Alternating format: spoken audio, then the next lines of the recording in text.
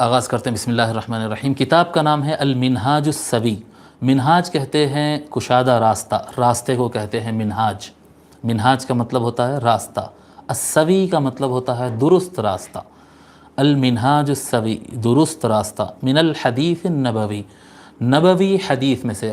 نبوی حدیث حضور صلی اللہ علیہ وسلم کے احادیث، نبوی یعنی حضور کے، نبی کے، پروفیٹک، پروفیٹک، نبوی، نبوی احادیث، حضور اکرم صلی اللہ علیہ وآلہ وسلم کی احادیث مبارکہ میں سے لیا گیا درست راستہ، درست کشادہ راستہ، اس حدیث شریف کا مفہوم ہے، اس کتاب کا نام ہے۔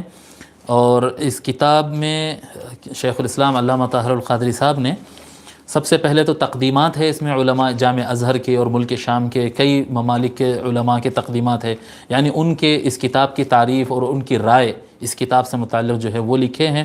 پھر اس کے بعد شیخ الاسلام نے اپنے اسانید، مختصر الجواہر الباہرہ فی الاسانید الطاہرہ، پاک اسانید جو متصل ہوتی ہیں حضور شیخ الاسلام علامہ طاہر القادری صاحب سے لے کر مختلف الگ الگ طرق سے حضور صلی اللہ علیہ وآلہ وسلم کی ذات تک اور دیگر مختلف ائمہ تک جو پہنچتی ہے، اس کا ایک چیپٹر ہے، وہ ہمارا مضمون نہیں ہے۔ اور تیسرا اس کے اندر ہے الخطبۃ السدیدہ فی اصول الحدیث و فروع العقیدہ۔ یہ ایک خطبہ ہے جو کہ عوام کے لیے نہیں ہے، یہ صرف علماء کے لیے ہے۔ اس میں اصول الحدیث اور عقیدے سے متعلق، ایمانیات اور عقیدے سے متعلق کچھ فرعیات، علم الکلام کا کچھ حصہ ہے۔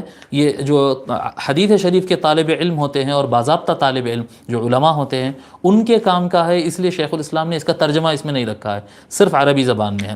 اس کے بعد آتے ہیں ٹوٹل 16 چیپٹرز، اس میں ہیں جملہ 16 ابواب، 16 چیپٹرز ہے اس کتاب کے اندر، 16 ابواب ہے جو ہم کو مکمل پڑھنا ہے۔ اور اس کے بعد آخر میں مصادر الحدیث ہے، مصادر التخریج ہے، یعنی یہ احادیث شریفہ کہاں سے لیے گئے، بیبلوگرافی کہتے ہیں نا، کتابیات کہتے ہیں اردو میں، آخر میں یہ چیز ہے۔